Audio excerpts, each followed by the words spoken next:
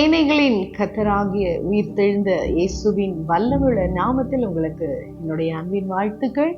இந்த புதிய மாதத்தில் கர்த்தர் நம்மை கொண்டு வந்திருக்கிறார். இத்தனை மாதங்கள் கண்ணின் மணியை போல பாதுகாத்தார். இந்த புதிய மாதத்திலும் ஜீவன், சுகம், பலன், சுவாசம் தந்து நம்மளை வழிநடத்தி வருகிற அன்பான தேவனுக்கு நன்றி செலுத்துகிறவர்களாக நாம் காணப்பட வேண்டும். இந்த நாளிலும் கர்த்தர் நம்மோடு கூட பேசும்படியாய், இடைப்படும்படியாய் ஒரு விசை தலைகளை தாழ்த்தி ஆண்டோடைய சமூகத்துல கரத்துல நம்மை அர்ப்பணிப்போம். எங்கள் அன்பின் பிதாவே, நேசரே, உங்களுடைய பாதத்துல நாங்கள் வந்திருக்கிறோம். இந்த புதிய மாதத்தில் கர்த்தர் புதிய கிருபைகளை, உங்களுடைய வார்த்தைகளை தந்து எங்களை நீர் வழி நடத்தும். எங்களை ஆண்டவரே நீர் ஆசீர்வதியும், பலப்படுத்தும். எங்களை ஆண்டவரே நீர் தேற்றும். உங்களுடைய பிரசன்னம் எங்களை வழி நடத்தணும். ஆவியானவர் எங்களோடு கூட பேசுகிற வார்த்தைகளை தெளிவாய் நாங்கள் புரிந்து கொள்ள எங்கள் காதுகளை கூர்மையாக்கும், இருதயத்தை ஆயத்தப்படுத்தும். துதிகன மகிமையாவும் உமக்கு செலுத்தி இயேசுவின் நாமத்தில் ஜெபிக்கிறோம் பிதாவே, ஆமென். இந்த மாதத்திலும் ஆண்டவர் நமக்கு கொடுக்கிற வார்த்தை என்ன அப்படின்னு பார்த்தீங்கன்னா, ஏசாயா 58 அதிகாரம் 11 வசனம். கர்த்தர் நித்தமும் உன்னை நடத்தி மகா வறட்சியான காலங்களில் உன் ஆத்துமாவை திருப்தியாக்கி உன் எலும்புகளை நினமுள்ளதாக்குவார். நீ நீர்ப்பாய்ச்சலான தோட்டத்தை போலவும் பற்றாத நீரூற்றை போலவும் இருப்பாய். ஆண்டவர் நமக்கு சொல்றார் பாருங்க, நித்தமும் அவர் நம்மை நடத்துவார். ஒவ்வொரு நாளும் நித்தமும் நம்மை நடத்துவாரு. நம்ம வாழ்க்கையில வறட்சியான காலங்களில அவர் நம்மளை என்ன செய்வார்னா, நம் ஆத்துமாவை திருப்தி ஆக்குவார். ஏன்னா வறட்சியில தோய்ந்து போறது என்னன்னா, நம்முடைய உள்ளான மனுஷன் ஆத்துமா தான். அதை திருப்தி ஆக்குவார். நம்முடைய எலும்புகளுடைய நீரும் பார்த்தீங்கன்னா, அது ஸ்ட்ராங்கா இருக்கும் பொழுதுதான், புஷ்டியா இருக்கும் பொழுதுதான் நம்ம எலும்புகள் புஷ்டியாகும். இப்ப நம்ம எலும்புகளை அவர் புஷ்டியாக்குவார். அல்டிமேட்டா பார்த்தீங்கன்னா, எல்லாமே கர்த்தர் நமக்காக செய்து நீர்ப்பாய்ச்சலான தோட்டம் போல நம்மளை மாற்றுவாராம். இது கேட்கறதுக்கு ரொம்ப அழகா இருக்கு இல்லையா? இந்த வாக்குத்தத்தம், புஷ்டியாக்குவாரு, அப்படி ஆக்குவாரு, இப்படி ஆக்குவாரு, அப்படியே நீர்ப்பாய்ச்சல் உள்ள தோட்டம்னா அப்படியே செழிப்பா பச்சை பசேர்னு ஆக்குவாரு. இதெல்லாம் ரொம்ப அழகா இருக்கு இந்த வாக்குத்தத்தம். ஆனா இது யாருக்கு சொல்லப்பட்டிருக்கு? எப்ப நம்முடைய வாழ்க்கையில இதை நம்ம அனுபவிப்போம், எப்ப கர்த்தர் நம்மை நித்தமும் நடத்துவார் அப்படின்னு அப்படியே நம்ம பின்னாடி போகணும் அப்படின்னா பாருங்க, அந்த அதிகாரத்துல நம்ம சில காரியங்கள், சில கிரைட்டீரியா, எப்பொழுதும் நம்ம வாழ்க்கையில ஆசீர்வாதம் என்பது, தேவன் கொடுக்கிற வாக்குத்தத்தம் என்பது எப்போ நாம செய்ய வேண்டிய சில காரியங்களை செய்தாதான் கர்த்தர் செய்ய வேண்டியதை நமக்காக அவர் செய்வார். நியதி அதுதான். ஆண்டவர் நம்மளை நடத்தணும்னா, செழிப்பா நம்ம இருக்கணும், நம்மள ஆத்துமா திருப்தியா புஷ்டியா இருக்கணும்னா நாம செய்யறது என்னன்னு பார்ப்போமா? அதே அதிகாரத்துல 2 வசனம் பாருங்க. தேவனுடைய நியாயத்தை விட்டு விலகாம நீதியை செய்து வருகிற ஜாதியாரை போல அவர்கள் என்னை தேடுறாங்க. அப்போ இந்த வார்த்தை நம்ம ஆழமாய் யோசிச்சு பார்த்தோம் அப்படின்னா, நியாயத்தை விட்டு விலகாம, நீதியை விட்டு விலகாம, அப்போ தேவனுடைய நீதி, நியாயம், இதை நம்ம விட்டு விலகாம நம்ம மனுஷர்களா நம்ம எப்படி வாழ்றோம்? நம்முடைய நீதி அழுக்கான கந்த துணியை போல. இப்போ நாம எப்படி நீதி உள்ளவர்களா நம்ம வாழ முடியும்?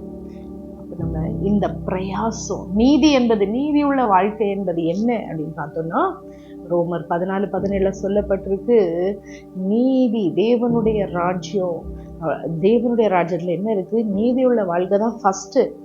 அப்போ நம்ம கிட்ட ஆண்டவர் எதிர்பார்க்கிறது என்ன? ஒரு நீதியுள்ள வாழ்க்கை, உண்மையுள்ள வாழ்க்கை. எப்பங்க இது வரும்?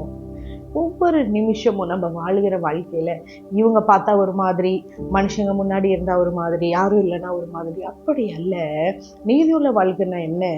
24 மணி நேரமும் யார் இருந்தாலும் இல்லாட்டாலும் ஆண்டவர் என்னை பார்த்துக்கிட்டே இருக்காரு. என்னோடு கூட அவர் என்னை பார்த்து நான் என்ன பண்றேன், நான் என்ன யோசிக்கிறேன் அப்படின்னு சொல்லி என்னை காண்கிற தேவன் என் உள்ளத்தை பார்க்கிறாருன்னு சொல்லி தெய்வ பயத்தோடு கூட நம்ம நடக்கிறது தான்.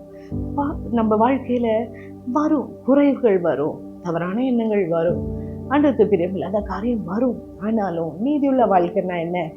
உடனடியாக ஆண்டவரே, நான் குறைவுள்ளவன், உங்க நீதினால என்ன நீதிமான் ஆக்குங்க, உங்க நீதிய என்ன கவர் பண்ணுங்க, உங்க நீதினால என்ன நடத்துங்க அப்படின்னு சொல்லி எனக்கு உதவி செய்யுங்க ஆண்டவரே. நீதியா வாழ உதவி செய்யுங்க. என்னால முடியல, எனக்கு பலம் இல்லை, அப்படின்னு சொல்லி உடனடியாக நம்ம ஆண்டவர்கிட்ட என்ன செய்யணும்? சரண்டர் பண்ணணும். அதான் ஆண்டவர் பார்க்கிறார், நம்ம உள்ளத்தை பார்க்கிறார். உத்தமமாய் வாழுகிற இருதயத்தை கர்த்தர் என்ன செய்யறாரு? பார்க்கிறார். அவருடைய கண்கள் தேடுகிறது. அப்போ ஆண்டவர் எப்ப நித்தமும் நம்மளை நடத்தி செழிப்பான வாழ்க்கைக்குள்ளாக நம்மளை நடத்துவார், ஆசீர்வதிப்பார்னா, நீதியுள்ள வாழ்க்கை நமக்கு வேண்டும். இரண்டாவது பார்க்கிறோம் பாருங்க, அதே அதிகாரத்துல 6ஆம் வசனத்தை நம்ம பார்க்கிறோம்.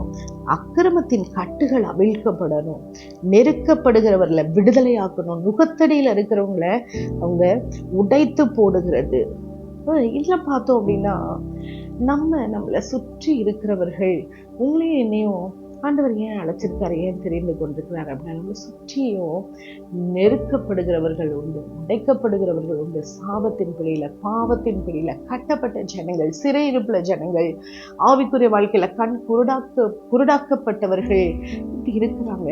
இப்போ நாம என்ன செய்யணும்? அவருடைய வாழ்க்கையில கட்டவிழ்க்கப்படுகிறதற்கு, அவங்க விடுதலையாய் ஜீவிக்கிறதற்கு, அவங்க அந்த நெருக்கத்திலிருந்து வெளியே வருகிறதற்கு, சிறையிருப்பின் அனுபவத்திலிருந்து வெளியே வருகிறதற்கு நாம் அவர்களுக்கு உதவி செய்ய வேண்டும். எப்படிங்க உதவி செய்ய முடியும்? கட்டவிழ்க்கிறவர் அவர் தான், ஆண்டவர் தான், விடுதலையாக்குகிறவர் அவர் தான், தேவன் தான். ஆனா நாம் அதில் என்ன செய்ய முடியும்? அவர்களுக்கு நம்ம என்ன செய்யணும்? அவங்களுக்காக ஜெபிக்கணும். அவங்களுக்காக என்ன செய்யணும்?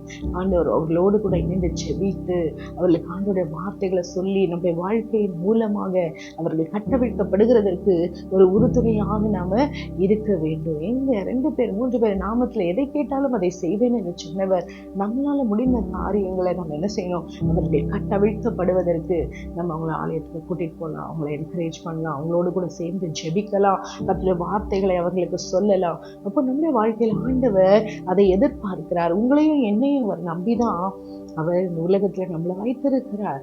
ஏன்னா அவர் நேரம் உதவி செய்ய முடியாது. அப்போ உங்களையும் என்னையும் ஒரு கருவியாக, அவருடைய மீடியேட்டராக அவர் நம்மளை வைத்திருக்கிறார். 3வது பார்த்தீங்க அப்படின்னா, பசியுள்ளவனுக்கு ஆகாரத்தை பகிர்ந்து கொடுக்கிறதும், துரத்துண்ட சிறுமையானவர்களை வீட்டுல சேர்த்து கொள்ளுகிறதும், வஸ்திரம் இல்லாதவனை கண்டால் அவனுக்கு வஸ்திரம் கொடுக்கிறதும், மாம்சமானவனுக்கு ஒழிக்காமல் இருக்கிறதும் அல்லவோ உகந்த உபவாசம்.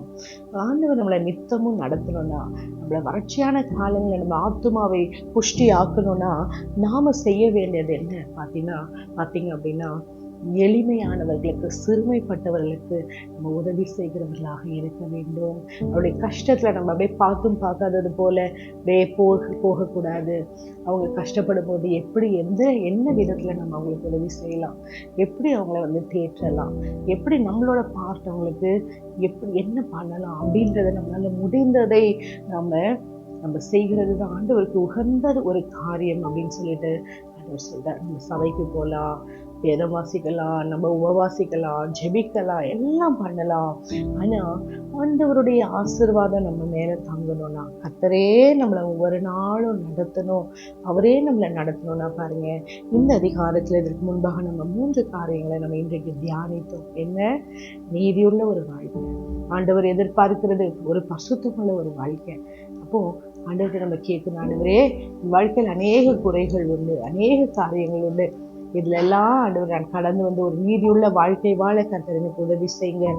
2வது, அக்கிரமத்தின் பிடியில, கட்டுகள்ல, பாவத்துல உழந்து கொண்டிருக்கிறவர்களை, சிறைப்பட்டவர்களை விடுவிக்க நம்ம என்ன செய்யணும்? அவர்களுக்காக ஜெபிக்கணும், அவர்களுக்காக சத்தியத்துல அவங்களுக்கு சொல்ல, அவங்க வளர, ஆலயத்துக்கு உங்களை கூட்டிட்டு வர நாம ஒரு கருவியாக நம்ம இருக்க வேண்டும். 3வது, சிறுமைப்பட்டவர்கள் மேல நம்ம சிந்தை உள்ளவர்களாக இருக்கணும், இந்த தேவைகளை நம்ம உதவி செய்கிறவர்களாக இருக்கணும். இப்படிப்பட்ட ஒரு மனப்பான்மை நமக்கு இருக்குமே ஆனால் அந்த வாக்கு தத்துவம் பாருங்க, கர்த்தர் நித்தமும் நம்மளை நடத்துவார். வறட்சியான காலங்களை நம்மளை திருப்தியாக்கி வற்றாத நீரூற்ற போல நம்ம வாழ்க்கையில அந்த நீரூற்று அப்படியே தண்ணி சுரந்துட்டே இருக்கும். அது அநேகரை என்ன செய்யும்? அந்த தண்ணீர் திருப்தியாக்கும், தாகத்தை தீர்க்கும். அப்ப நாம இப்படி இருந்தோம் அப்படின்னா நம்ம வாழ்க்கையும் ஆண்டவர் அப்படிதான் ஒரு வற்றாத நீரூற்றை போல செழிப்பான ஒரு வாழ்க்கையாக, கர்த்தருக்கு என்ற ஆசீர்வாதமான ஒரு வாழ்க்கையாக, அநேகருக்கு பிரயோஜனமாய் நம் மூலமாக நம்மளே ஒரு ஆசீர்வாதமான பாத்திரமாய் கர்த்தர் பயன்படுத்துவார் என்பதில் எந்த ஒரு சந்தேகமும் இல்லை. இந்த வாக்கு தத்துவம் இந்த வாழ்க்கையில இந்த மாதத்துல நாம் சுதந்திரித்துக் கொள்ள, ஆண்டவரே இந்த காரியங்கள் எல்லாம் என் வாழ்க்கையில கடைபிடிக்க எனக்கு உதவி செய்யும் என்று சொல்லி ஆண்டவருடைய முகத்தை நோக்கி பார்ப்போம். எங்கள் அன்பின் தெய்வமே, ஆண்டவரே, நித்தமும் நீர் எங்களை நடத்துவேன் என்று நீர் வாக்களித்திருக்கிறீர். நித்தம் நடத்த வல்லமையுள்ளவராய் இருக்கிறீர் சுவாமி. நாங்கள் நீதியுள்ள ஒரு வாழ்க்கை வாழ கர்த்தாவே உம்முடைய நீதியை தரித்தவர்களாய், உம்மால் நீதிமானாக்கப்பட்டவர்களாய், உம்மை சார்ந்து ஜீவிக்க கர்த்தர் உதவி செய்யும். கட்டுண்டவர்களை கர்த்தாவே விடுதலையாக்க நீர் உம்முடைய குமாரனை அனுப்பினது போல நாங்கள் தகப்பனை கட்டுண்டவர்களுக்கு, பாவத்தில் சாபத்தில் சிக்கி தவிப்பவர்களுக்கு நாங்கள் உதவி செய்கிறவர்கள், அவர்களுக்காக ஜெபிக்கிறவர்களாய், அவர்களை உற்சாகப்படுத்துகிறவர்களாய், அவர்களை உம்மண்டை காண்டவரை நாங்கள் இழுத்துக் கொள்ளுகிறவர்களாய் கர்த்தர் எங்களுக்கு கிருபை தாரும். அது மாத்திரமல்ல சுவாமி, ஆண்டவரே, நாங்கள் அப்பா பசி உள்ளவர்களுக்கு, சிறுமைப்பட்டவர்களுக்கு, அவர் மேல சிந்தையுள்ளவர்களா இருந்து அவர்களை நாங்கள் தாங்க, உள்ள பிரச்சனைகளில எங்களால் முடிந்த உதவிகளை செய்ய கர்த்தர் எங்களுக்கு கிருபை தாரும். எங்களை பலப்படுத்தும், எங்களை வழி நடத்தும். நீரே துணையாயிரும். இந்த இயேசுவின் நாமத்தில் ஜெபிக்கிறோம் எங்கள் ஜீவன் உள்ள பிதாவே. ஆமென். ஆமென்.